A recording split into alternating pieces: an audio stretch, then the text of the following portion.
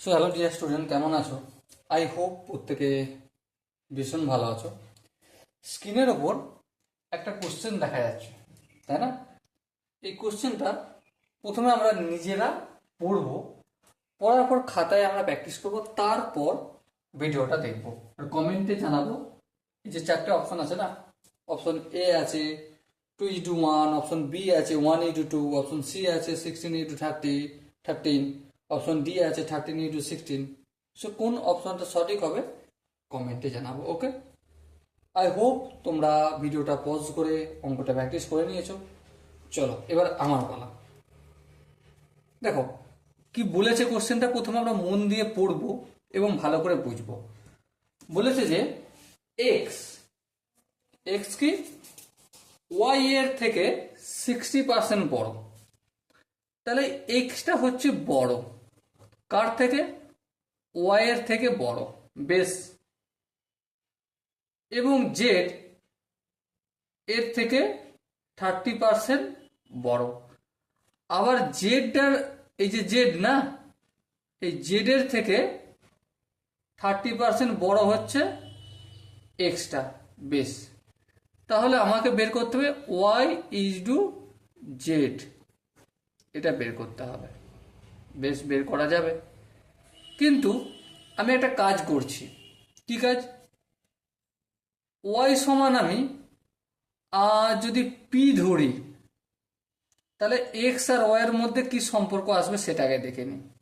ঠিক আছে, তাহলে ওয়াই সমান যদি পি হয়, তাহলে এক্স সমান কি? অবভিয়াসলি এক্স সমান, এক্স হচ্ছে ওয়াই এর 60% বড়, তাহলে পি প্লাস পি এর 60%। হ্যাঁ ঠিক, কোনো অসুবিধা নেই। এটা একটু ক্যালকুলেশন করে নেব। পি প্লাস পি ইন্টু 60/100, লসাগু করবো। পি এর নিচে কিছু না, মানে 1 আর 100 লসাগু, 100কে পি দিয়ে গুণ করলে 100 পি প্লাস 100কে 100 দিয়ে বলে 1কে যদি পি ইন্টু 60 দিয়ে গুণ করি 60 পি হবে। তাহলে দেখো 100 পি আর 60 পি যদি যোগ করি তাহলে কত হবে? 160 পি বাই 100। এটা কি পেলাম? এক্স এর ভ্যালু পেলাম। বেশ, বোঝা গেল। আর কি বলেছে? আর একটা কাজ বলেছে, সেটা হচ্ছে যে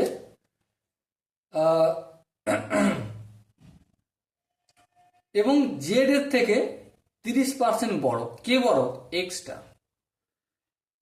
যেমন ভাবে আমি জেডটাকে কিউ ধরবো, হ্যাঁ কিউ ধরলাম। তাহলে যেমন ভাবে জেড এটাকে কিউ ধরি, তাহলে এক্স এর সঙ্গে জেড এর সম্পর্কটাও করে নিই আমি। এখানে এক্স লিখবো, লেখার পর কি করব? কিউ প্লাস কিউ এর 30%। হ্যাঁ ঠিক, কারণ জেড হচ্ছে কিউ, কিউ এর সঙ্গে 30% অ্যাড করতে হবে, বড় যেহেতু এক্সটা, তাই না? তাহলে এক্স এর ভ্যালু কি পেলাম? Q plus Q into 30/100। হ্যাঁ, কিউর নিচে কিছু নেই, মানে 1 আর 100 লসও কত হবে? অবভিয়াসলি 100। 100কে কিউ দিয়ে গুণ করলে 100 কিউ প্লাস 100কে 100 দিয়ে ভাগ করলে 1কে যদি কিউ ইন্টু 30 দিয়ে গুণ করি 30 কিউ।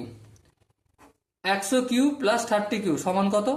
130 Q by 100। এটা এক্স এর ভ্যালু পেলাম। তাহলে এক্স এর আমি দুটো ভ্যালু পেয়ে গেছি, একটা কি এটা আর একটা এটা। তাহলে আমি এক্স সমান এক্স লিখতে পারি? হ্যাঁ লিখতে পারি।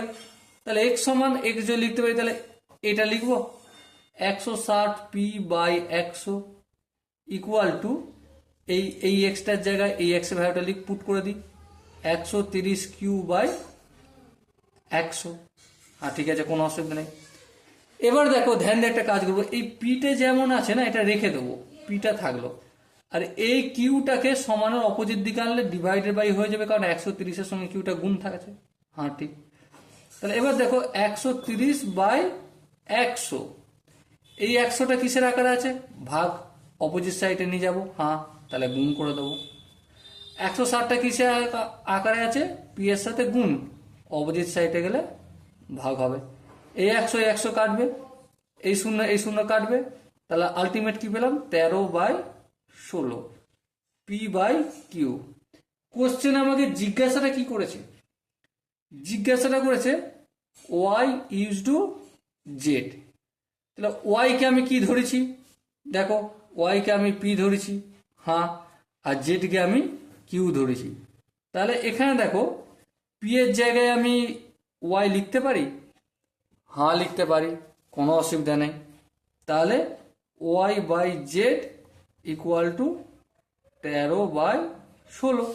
এটাই যদি ইউজ টু আকারে লিখি, Y is to Z equal to 13/16। I hope প্রত্যেকে বোঝা গেছে।